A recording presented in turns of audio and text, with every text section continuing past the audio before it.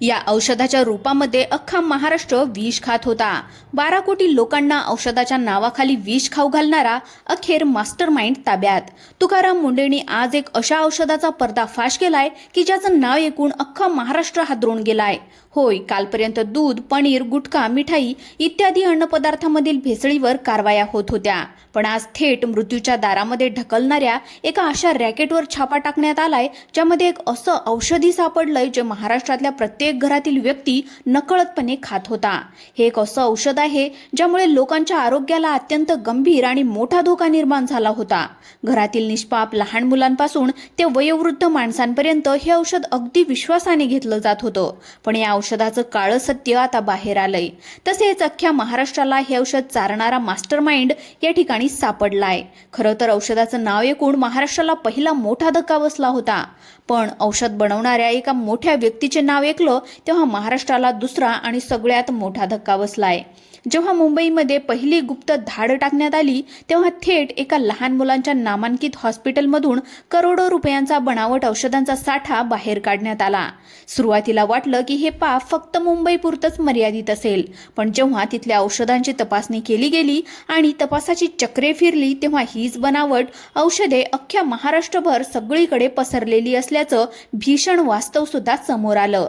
ही साखळी इथेच थांबली नाही। या रॅकेटची पाळीमुळे खोदून काढण्यासाठी कारवाई सुरू झाली आहे। आधी लहान मुलांचं औषध सापडलं आणि त्यानंतर दुसऱ्या एका ठिकाणी छापा टाकून मोठ्या माणसांसाठी अत्यंत घातक असणारं आयुर्वेदिक नावाखालील भयंकर औषध जप्त करण्यात आलं। यामुळे संपूर्ण राज्यामध्ये प्रत्येक नागरिकासाठी एक अतिशय महत्त्वाची आणि तातडीची सूचना जारी करण्यात आली आहे। या बनावट औषधांची कंपनी आणि त्यांची नावं आता अधिकृतपणे जाहीर करण्यात आली आहेत।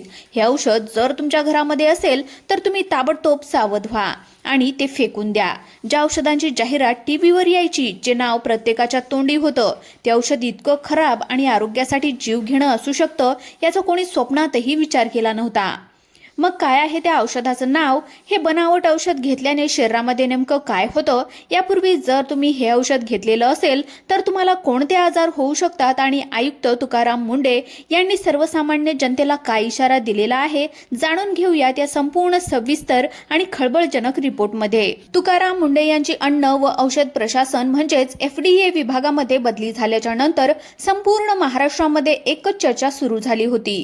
अनेकांना वाटलं की हा प्रामाणिक अधिकारी आता शांत बसेल किंवा त्यांची नेहमीप्रमाणे पुन्हा बदली होईल। लोकांमध्ये दबक्या आवाजामध्ये चर्चा सुरू होती की साहेबांचा निर्णय चुकला की काय, पण तुकाराम मुंडे हे वादळापूर्वीच्या शांततेसारखे होते। त्यांच्या टेबलावर संपूर्ण महाराष्ट्राचा नकाशा होता आणि डोक्यामध्ये एक अत्यंत गुप्त मास्टर प्लॅन तयार होत होता।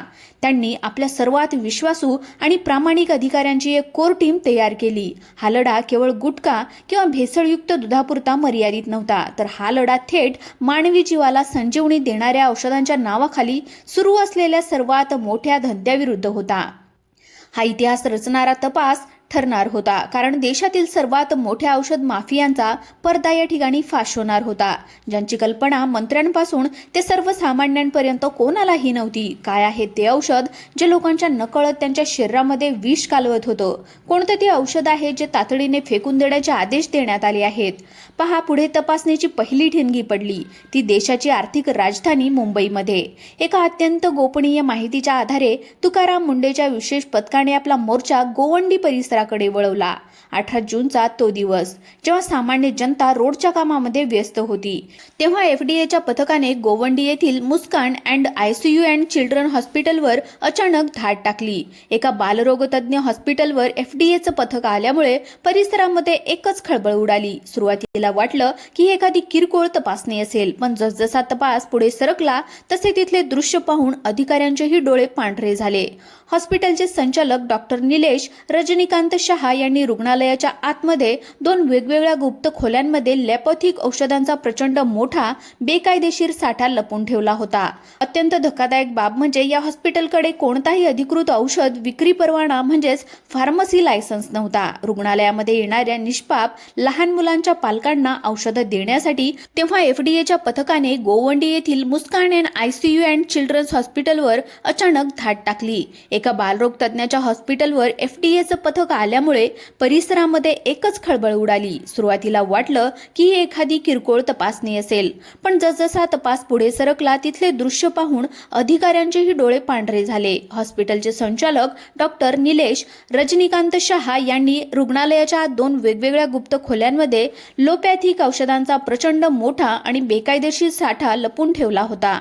अत्यंत धक्कादायक बाब म्हणजे या हॉस्पिटलकडे कोणताही अधिकृत औषधी विक्री परवाना म्हणजेच फार्मसी लायसन्स नव्हतं. रुग्णालयामध्ये येणाऱ्या निष्पाप लहान मुलांच्या पालकांना औषधं देण्यासाठी कोणत्याही पात्र फार्मासिस्टची नियुक्ती केलेली नव्हती. तर थेट रिसेप्शनवर बसणाऱ्या व्यक्तीच्या माध्यमातून या औषधांची सर्रास बेकायदेशीर विक्री सुद्धा केली जात होती. औषधे व सौंदर्य प्रसाधने अधिनियम 1940च्या सर्व नियमांची येथे सरळ पायामल्ली होत होती. जेव्हा पथकाने तिथल्या बिलांची बारकाईने पडताळणी केली तेव्हा या रॅकेटचे आणखी एक भयानक रूप समोर आले. बिलावर रुग्णाचे नाव आणि औषधांची किंमत तर लिहिलेलीच असायची, पण औषधांचा बॅच क्रमांक, उत्पादनाची तारीख, एक्सपायरी डेट आणि उत्पादक कंपनीचं नाव यांसारख्या अत्यंत अनिवार्य गोष्टी जाणीवपूर्वक गायब करण्यात आल्या होत्या. विचार करा, आमच्या घरातील लहान मुलांना जी औषधं दिली जात होती ती नेमकी कधी बनली, कधी खराब होणार आहेत आणि ती कोणी बनवली याचा कोणताही रेकॉर्ड त्या ठिकाणी नव्हता. या पहिल्याच धडक कारवाईमध्ये तब्बल 9,92,1500 रुपयांच्या किमतीचा अवैध औषध साठा जप्त करण्यामध्ये आला होता. पण हा तर फक्त हिमनगाचा एक टोक होता. मुंडे साहेबांना समजून चुकलं होतं की हे रॅकेट फक्त एका हॉस्पिटलपुरतं मर्यादित नसून याचे धागेदोरे संपूर्ण महाराष्ट्रामध्ये आणि देशाच्या इतर राज्यांमध्ये सुद्धा पसरले आहेत. पण हे तर फक्त एका हॉस्पिटलचं सत्य होतं. यानंतर एक अशी कोणती मोठी धाड पडली आहे ज्याने महाराष्ट्रातील 12 कोटी जनतेच्या पायाखालची जमीनच सरकवली. जाणून घेण्यासाठी पुढे पहा. मुंबईतील कारवाईच्या नंतर एफडीए आयुक्त तुकाराम मुंडे यांनी आपला मोर्चा नागपुराकडे वळवला. बाजारामध्ये सूज व जखमावर वापरली जाणारी नामांकित चायमोरल फोर्ट ही गोळी बनावट विकली जात असल्याचा सुगावा त्यांना लागला होता. थ्रिलर सिनेमासारखे नियोजन करून नागपुरातील ठोक व किरकोळ विक्रेत्यावर एकाच वेळी छापे टाकण्यात आले. जप्त नमुने मुंबईच्या प्रयोगशाळेमध्ये तपासले असता एक धक्कादायक सत्य समोर आलं. या गोळ्यामधील मुख्य ट्रिप्सिन व मोटिप्सिन हे घटक अत्यंत नगण्य होतं. रुग्णांना केवळ खडूची पावडर दिली जात होती आणि मूळ कंपनीनेही हे औषध त्यांचे नसल्याचे स्पष्ट केले. यासोबतच दुसरा भीषण पर्दाफाश कामराज कॅप्सूल या आयुर्वेदिक औषधाचा झालाय.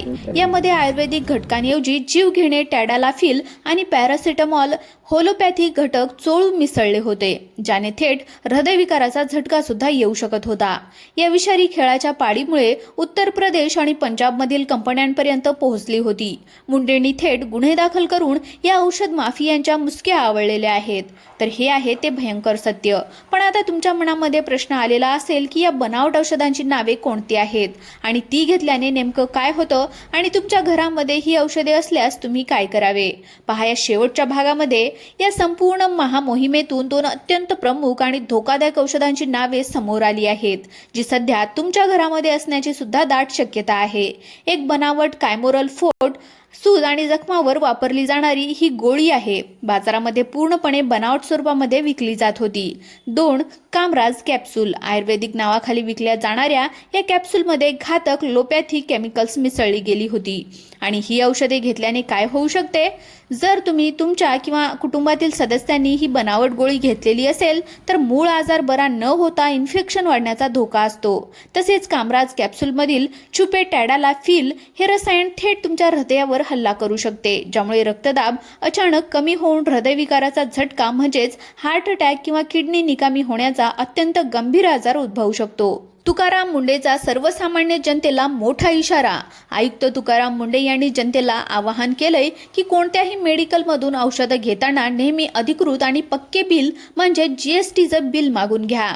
बिलावर औषधाचा बॅच नंबर आणि एक्सपायरी डेट तपासून पाहणं ग्राहकांचं कर्तव्य आहे. दुसरी महत्त्वाची पायरी म्हणजे औषधांच्या पाकिटावर किंवा स्टेपवर दिलेली माहिती काळजीपूर्वक वाचा. जर तुम्हाला अक्षरांच्या छपाईमध्ये काही फरक जाणवला आणि जर रंग बदललेला दिसला की स्पेलिंग काही चुकीच्या आढळल्या तर लगेच सावध व्हा. या व्हिडिओला जास्तीत जास्त शेअर करा जेणेकरून महाराष्ट्रातील प्रत्येक नागरिकांपर्यंत ही महत्त्वाची बातमी पोहोचेल आणि औषध माफियांचे सगळे रॅकेट नष्ट होईल. मित्रांनो, ही माहिती सूत्रांमार्फत वर्तवण्यात आली आहे. असेच व्हिडिओ पाहण्यासाठी आत्ताच आपल्या YouTube चॅनलला सबस्क्राईब करा. धन्यवाद.